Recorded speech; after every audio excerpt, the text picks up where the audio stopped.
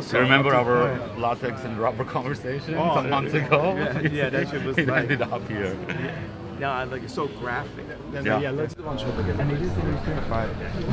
The one day I don't have a mask. One day you don't have a mask.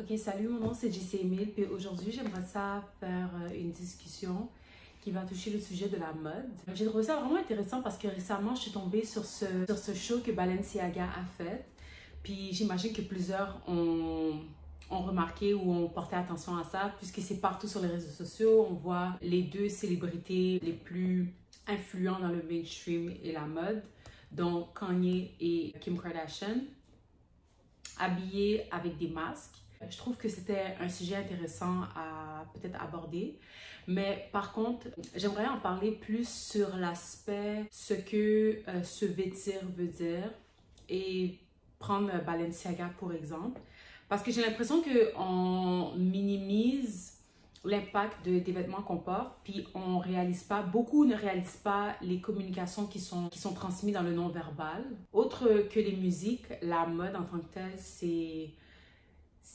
une communication qui est très exploitée, en tout cas ici. Et ouais, fait que je trouvais ça intéressant de peut-être regarder le symbolisme et comment le fashion est utilisé pour communiquer. Je vais focus sur 3 shows que Balenciaga a faites pour l'année 2022. Je vais discuter la collection, celle de 2022 et 2023, la collection d'automne et d'hiver. Balenciaga a eu 3 shows en particulier qui ont capté mon attention, dont celui à New York, celui qui s'est tout récemment qui s'est déroulé à Paris. Je t'aime depuis longtemps. L'autre, je sais pas où est-ce qu'il s'est déroulé, je suis pas vraiment certaine, mais peut-être que je mettrai l'information plus tard. Le premier show que je vais discuter, Paris. Donc, quelque chose que j'ai trouvé vraiment intéressant, tout d'abord dans ce show-là, c'est le poème d'ouverture. Le poème m'a fait penser à un poème qui parlait d'un amour éternel ou d'un amour passionné. Et par la suite, ça a suivi avec de la musique, jouée par un musicien, je pense. Mais en tout cas, c'est pas important, mais ça a suivi par une musique de violon. La salle où est-ce que ça se passait dans une salle avec plusieurs entrées, toutes faites de blanc. Tu voyais que par moments, les modèles passaient avec des vêtements très extravagants, où est-ce qu'ils pouvaient à peine passer dans les portes. Ou pas à peine passer dans les portes, mais plutôt quand ils passaient une porte, tu sentais comme une résistance. Comme c'est sûr que c'était une performance, mais cette performance, je sais pas, je suis pas vraiment sûre de ce que ça signifie. Je trouvais ça ironique parce que dans ce show, beaucoup étaient masqués. La plupart, les masques plutôt faisaient partie du show. Donc, les modèles étaient masqués, mais les figures publiques ne l'étaient pas. Donc, les figures publiques, si je comprends bien dans ce show-là, le concept, les figures publiques sont découvertes et les modèles sont couverts.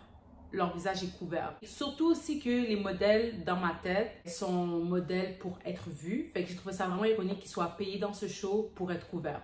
À cause que les visages étaient couverts, puis qu'on avait l'impression qu'il y avait un manque de personnalité dans ce qu'on voyait, ou dans les démarches, ou dans le mouvement du corps, l'emphase était mise sur les vêtements, donc les formes. En tout cas, moi, j'ai porté beaucoup attention aux formes, j'ai porté attention au mouvement du corps à cause de l'absence du visage, de l'identité. Surtout le fait qu'il manquait les yeux. Ça, je trouvais ça vraiment big. Ouais, sinon, oui, c'est ça. Quelque chose qui m'a aussi choquée, c'est le fait de voir qu'on parle de haute couture. La diversité dans les corps n'était pas vraiment là. Plutôt, j'ai l'impression que, comme on dit souvent, les corps utilisés pour défiler étaient des corps qui semblaient plutôt malades. Je dis ça plutôt faisant référence à des corps qui sont mal nourris ou sinon des corps qui ont été altérés par la chirurgie ou quoi que ce soit. Puis surtout aussi quand on porte attention à l'industrie de modeling, même dans les portes fermées, on réalise qu'il y a, ou plutôt derrière les, comment on dit ça? Derrière les curtains. En tout cas, derrière les curtains, on réalise que c'est pas aussi glamour qu'il laisse penser. Quelque chose aussi que j'ai porté attention, c'était l'audience. L'audience avait pas du tout l'air stimulée. Plutôt, ils avaient l'air d'être en train de travailler comme des robots qui prennent leur téléphone quand le temps est venu. Fait que ça, j'ai trouvé ça un peu bizarre. C'était vraiment froid comme atmosphère. J'aurais eu l'impression que le show était les modèles ou ceux qui marchent ou les vêtements, mais j'ai vraiment eu l'impression que l'audience faisait partie du show en quelque sorte. Avec leur téléphone, prêts à capturer les images pour les réseaux sociaux. Maintenant, si on parle du show le show qui a présenté la collection de Balenciaga qui s'intitule 360. Donc, pour accessoires, les modèles avaient des sacs de poubelle, appelés aussi de trash bag. Est-ce que c'est trash bag? Donc, c'est le trash pouch. Trash pouch. C'est tellement drôle. Demna killed it again. The trash, taking the trash in the world out. It's a cold world, it's stormy. On voit la présence aussi encore des corps malades. Les modèles sont très maigres, longues et bon, ça donne vraiment l'impression que leurs pieds sont fragiles. Je sais pas si ça fait du sens ce que je dis, mais à chaque fois que je vois les modèles marcher, quand les modèles marcher qui sont vraiment maigres et élancés, là, ce que je suis portée à regarder quand leurs jambes sont dehors ou que leurs jambes sont mises en display, c'est leurs jambes. Et de me dire, my God, leurs jambes marchent avec une certaine solidité, mais en même temps, elles ont l'air tellement fragiles. Les hommes sont habillés en femmes. Ça, j'ai trouvé ça très ironique. Parce qu'en plus, durant ce show-là, il y a un intervieweur qui faisait les behind the scenes de Balenciaga durant ce show. Il s'est arrêté à interviewer quelqu'un. Je ne sais pas si c'est lui ou si c'est quelqu'un de sa team. Mais sur YouTube, vous allez pouvoir trouver la vidéo. Sinon, je vais le mettre sur le lien en bas.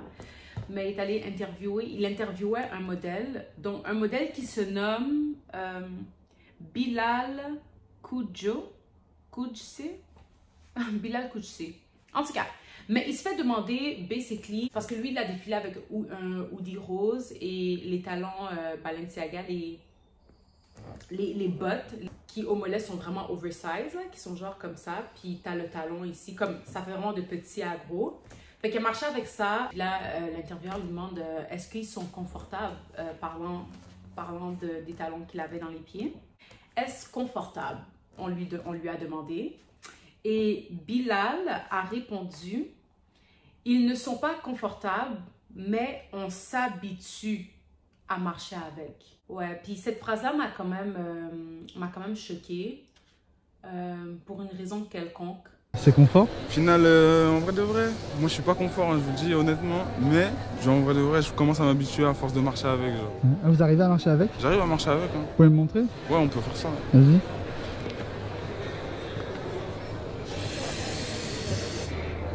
C'est pas confortable. On lui demande est-ce que c'est confortable et il a vraiment répondu non. C'est juste une question d'habitude. Il s'est habitué à marcher avec. Le show, selon BFRND, en tout cas, ouais, je sais pas comment dire ce nom-là. En tout cas, BFRND. Donc, celui-ci, il est le mari de Demna, qui est le creative director de Balenciaga. Donc, lui, de ce que j'ai compris, c'est lui qui a inspiré la musique pour ce show-là. Demna étant mon mari, je reviens un peu avec lui des traumas du passé. Personnellement, j'ai une grosse colère envers l'industrie de la musique.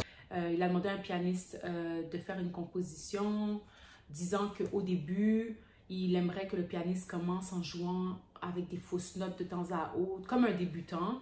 Et puis plus le show progresse et plus il devient un expert, le pianiste. Donc, j'ai oublié c'est quelle pièce exactement qui avait été jouée pour le show, mais probablement aussi que je vais pouvoir mettre l'information.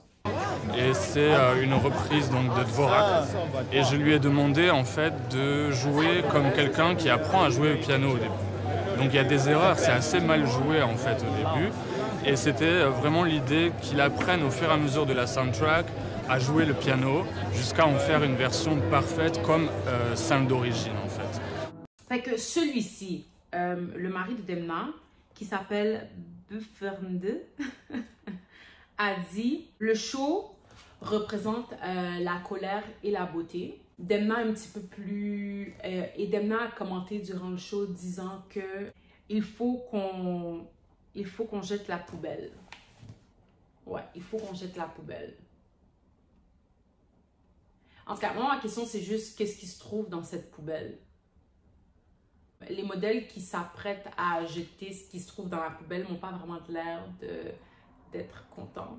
Ah oui, ce show-là, il a eu lieu dans une sphère qui s'appelle le 3, I guess, pour représenter le 360, ce qui est le titre aussi de ce show, de Balenciaga. Donc, les modèles marchaient dans une sphère vitrée, puis c'était la représentation d'une tempête de neige glaciale avec un vent. Donc, c'est dans ce contexte-là que le show a été fait. Un hommage a été fait pour la guerre en Syrie, pour la guerre en Ukraine.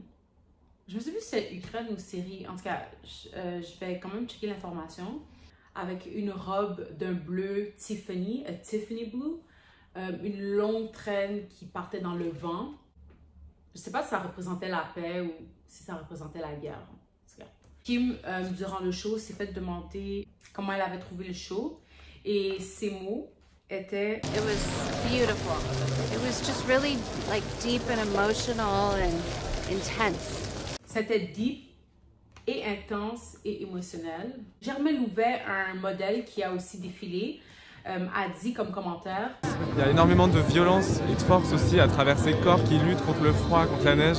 Surtout vu le contexte actuel, c'est dingue. Ouais, en panique, exactement, sentiment de panique. Il y avait beaucoup de violence et de force dans les corps qui luttaient contre le vent et la neige. Il y avait un sentiment de panique. Donc, on peut voir que comme la peur, c'est un sentiment récurrent pour Balenciaga dans leur show. I miss that moment of, yeah, it's terrifying. I think that's like, we live in a terrifying world. And I think fashion is a mirror of that, reflection of that. And if it triggers that fear or some kind of terror in us in some way during the fashion show, I think the job was, you know, I succeeded what I wanted to do.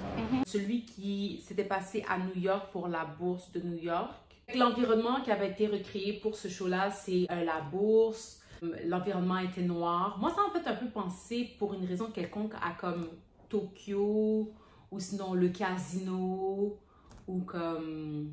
Ouais, moi, c'est vraiment ça que ça m'a donné, juste en regardant l'environnement. Très animé, très spectaculaire, très axé sur les chiffres, sur les signes, sur les symboles. Pour l'architecture de comment la place est faite avec les chiffres, puis toute cette référence, ça fait penser à Tokyo, le casino. Comme ça m'a l'air d'être des environnements qui sont stressants, puis qui te demandent de prendre des décisions vite, puis en tout cas d'être impulsif, devrais-je dire. Le fashion en tant que tel, la collection qui a été présentée. Le noir était un thème très récurrent, même comme les deux derniers shows dans lesquels on a parlé, donc celui qui s'est passé. Les masques de latex qui couvrent les yeux et la bouche, c'est un thème qui est revenu. Demna a relié ça un peu au fétichisme. Utiliser le latex était un signe pour eux de faire référence au fétichisme. Oui, au fétichisme du latex lui-même, mais aussi au fétichisme de l'argent. Moi, j'aime bien l'argent. Il y a un fétichisme de l'argent? Bah, je pense que c'est le fétiche le plus peut-être pervers qui existe, non? Le fétichisme d'argent. Puis aussi, Berman a dit quelque chose qui m'a vraiment un peu choquée. Il a dit, dans le fond, il ne connaissait pas les modèles qui faisaient partie du show et que dans le fond, pour pouvoir les identifier, il fallait qu'ils demandent leur nom. Donc, c'est comme si ça faisait aussi partie du contexte ou du concept du show. Les mannequins, mais je ne savais pas qui c'était en fait. C'était qui en fait? C'était un peu... Le masque qui couvre l'identité de la personne, et je trouve que c'est ce qui se passe dans la mode aujourd'hui en général. On crée les tendances, il y a du buzz, etc. Tout le monde veut le même sac, les mêmes chaussures. Et il n'y a plus l'identité en fait. Si tu n'as pas la tienne, la propre, la mode, elle efface l'identité.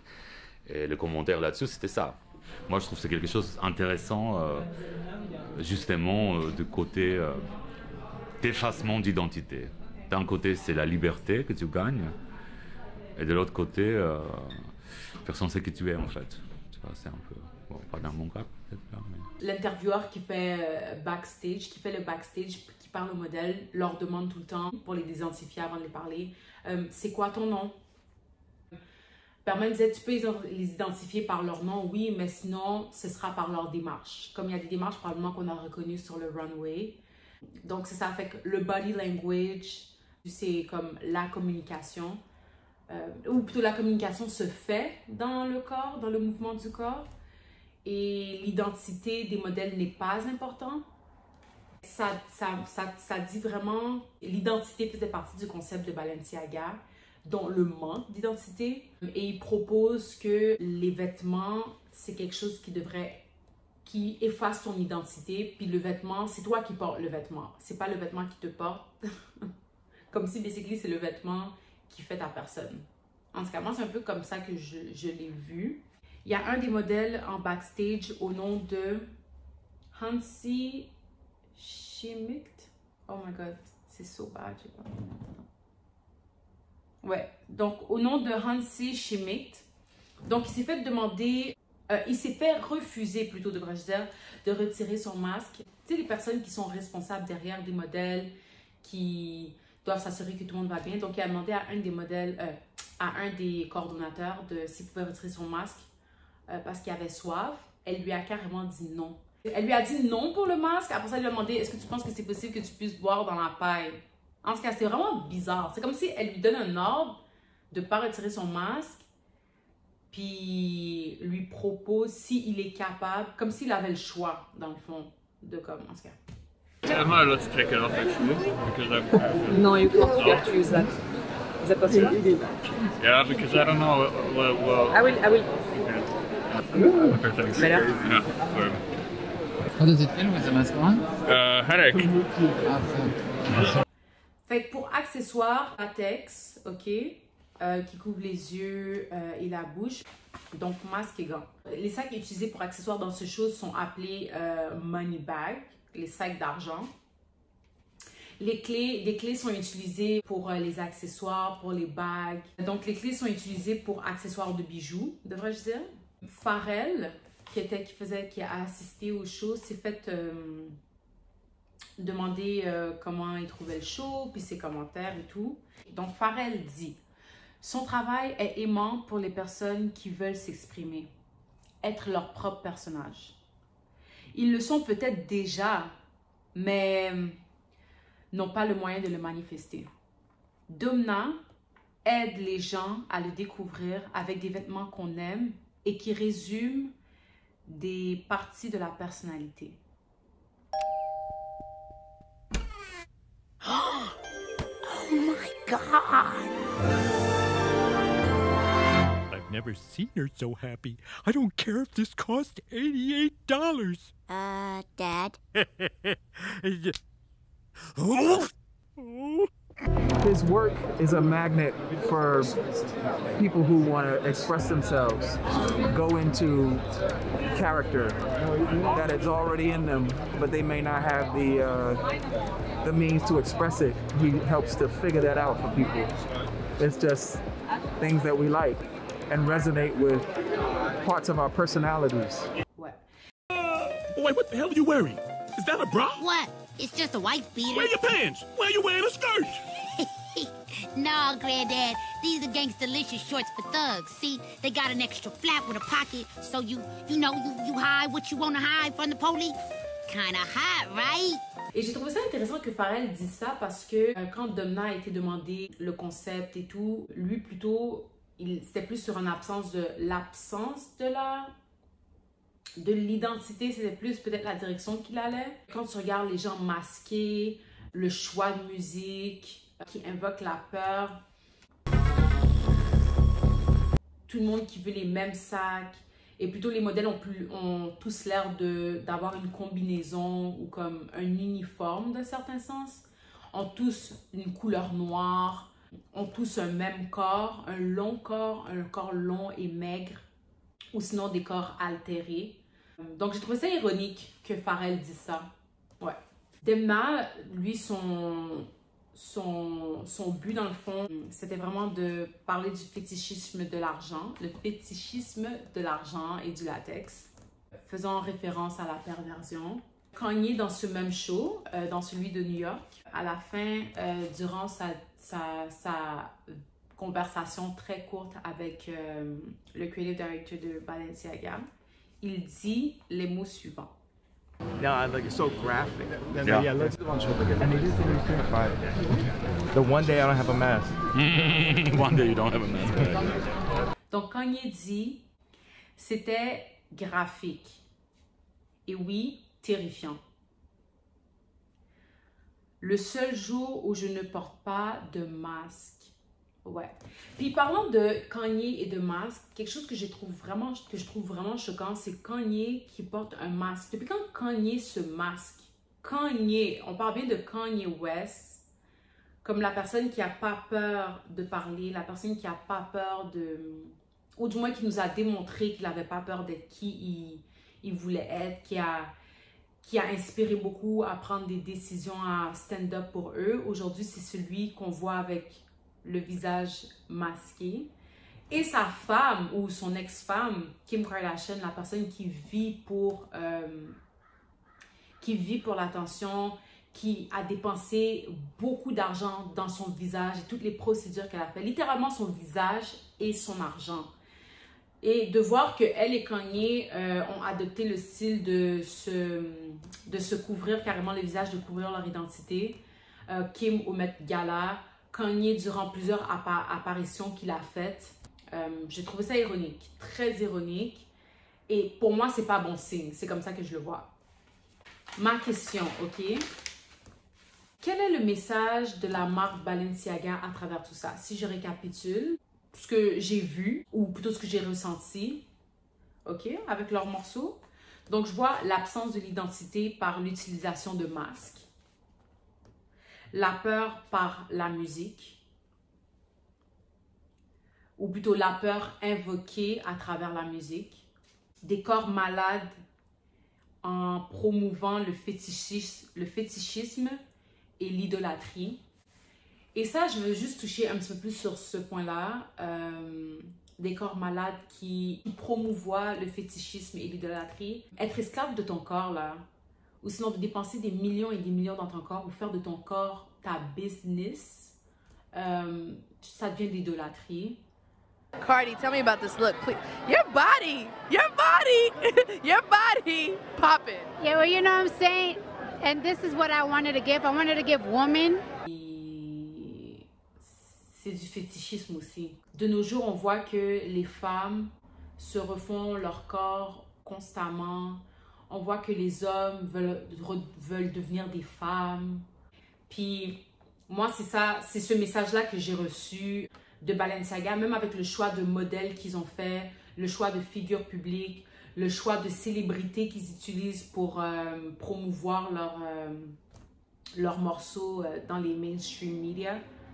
Puis, je vois de l'obscurité. L'obscurité, je le vois à travers la couleur noire qu'ils n'arrêtent pas d'utiliser dans pratiquement toutes leurs fashion shows. Le noir, c'est principalement ce qu'on voit. Masque noir, latex, toutes sortes de shades de noir, mais toujours noir, avec quelques pops de couleurs de temps à autre. Les couleurs, en tant que telles, sont une forme de communication. Les couleurs sont une forme de communication, donc c'est pas par hasard que les choses sont en noir. Puis quand on voit des pops de couleurs, ben, c'est pas par hasard que ces pops de couleurs-là ont été placés. Ce que je vois aussi, c'est l'absence de liberté en utilisant des clés pour bijoux. On voit ils sont masqués de la tête aux pieds, marchent à travers des tempêtes, marchent durant la bourse, comme toujours dans des environnements stressants, dans des environnements qui ont l'air difficiles. Et comme bijoux, c'est des clés qu'ils ont. Et ils sont masqués de la tête aux pieds. Puis ils ont comme... Non, moi je sais pas. Moi, je vois du symbolisme, je sais pas.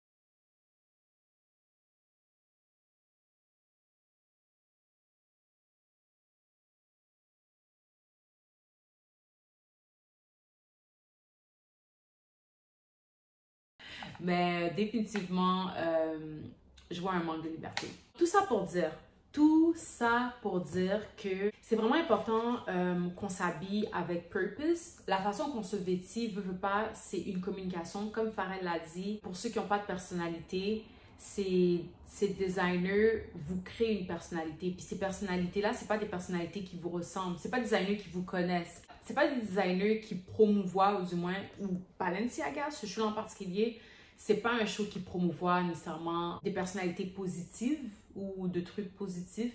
Comme pour moi, voir du monde traverser des tempêtes, comme le show de 360, traverser des tempêtes avec des corps malades, tout habillés de noir, couverts parce qu'on voit même pas leurs yeux, qu'ils n'ont pas l'air d'avoir d'âme.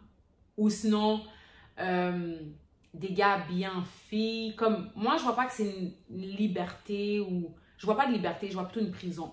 OK?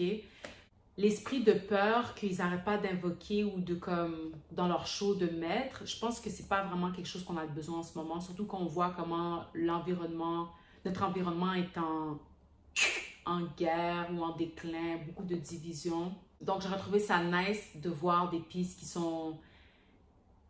qui donnent envie d'être courageux, qui donnent envie de se montrer, qui donnent envie d'être présent pour l'un et l'autre, qui donnent envie, qui a de la personnalité, qui a des trucs positifs, qui a la puissance de Dieu, du Saint-Esprit dans ça. Parce que moi, pour moi, ce que j'ai vu, les modèles ont été transformés en robots et les figures publiques sont les modèles, sont devenus les modèles, c'est-à-dire les modèles qui nous vendent à nous. Et puis quand on regarde maintenant qui est la clientèle de Balenciaga, ou qui est l'audience de Balenciaga, c'est nous les jeunes. Regarde Kim et Kanye, deux personnes très influençables qui inspirent beaucoup de jeunes. Si tu regardes Alexia Demi, elle a joué dans Euphoria, qui a été un show qui est un peu bizarre parce que c'était comme pour les adultes, mais en même temps c'est pour les jeunes. On n'est pas trop sûr vraiment de l'audience. Ou des figures publiques comme Luka Sabbat qui porte Balenciaga. Qui d'autre que j'ai sur ma liste? Bella Hadid en tant que modèle qui porte Balenciaga, qui a une audience probablement très jeune. Maintenant qu'on parle d'artistes de musique qui portent du Balenciaga, on a Rihanna au Met Gala qui avait porté Balenciaga. On a A$AP Ferg, Pharrell, surtout Pharrell. Après ça, on a Offset, on a Megan Thee Stallion. Comme, c'est tout... Ah oui, l'actrice, une des actrices que je voulais mentionner, Nicole Kidman. Ouais. Fait que toutes ces figures publiques... Toutes ces figures publiques ont une audience qui est quand même jeune ou assez variée, ou sont tous en quelque part inclus dans la jeunesse ou influencent les monsieur, madame, tout le monde. Puis j'ai fait un quick search sur YouTube pour regarder Balenciaga et où est-ce que vraiment les lifestyle influencers l'ont aussi eux incorporé dans leur contenu. Puis oui. Je voulais finir cette vidéo aussi avec quelques quotes du fondateur de Balenciaga qui se nomme Cristobal Balenciaga. Donc Balenciaga a été fondé en 1919 ou 1917 en Espagne. Et puis, celui-ci a dit, donc je vais lire deux quotes de lui que j'ai trouvé sur Internet, que je trouvais intéressant à rajouter à cette vidéo pour la conclusion. Donc, il a dit, « A woman has no need to be perfect or even beautiful to wear my dresses. The dress will do all that for her. » Une femme n'a pas besoin d'être parfaite pour porter mes créations. La robe... fera la job pour elle. Ensuite, elegance is elimination. Elegance is elimination. Elimination? Je voulais finir cette vidéo-là pour inspirer les gens à porter attention à ce que vous portez, les couleurs. C'est vraiment des choses qui affectent votre personnalité et votre bien-être dans une journée. Donc, voir ces haute couture, fashion, designer, aller dans la direction de Balenciaga, c'est beaucoup de déception.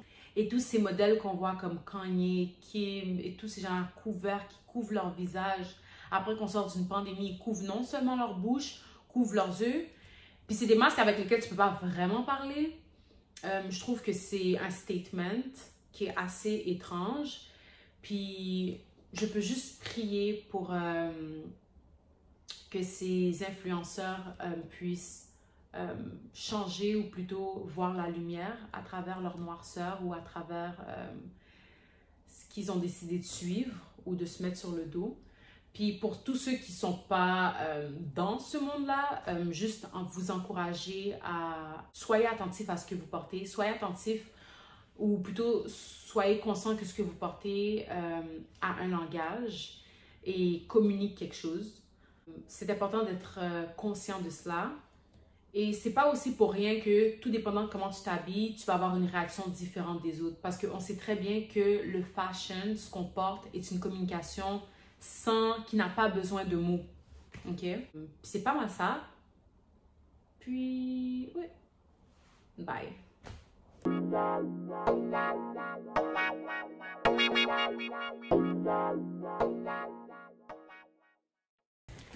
Présentement, j'ai une collection de prints qui sont disponibles sur mon site web pour une série sur laquelle j'ai travaillé qui s'appelle Jardin secret. C'est une série qui parle de la femme, qui parle du cycle de vie. Donc celui-ci, Poisson rouge. Celui-ci au titre de Marie. Leur taille, c'est 5 par 7. Baby head. Serviette. Attention, prendre celui-là qui s'intitule Rose. Entre deux jambes. Bloody Pussy. Bloody Pussy.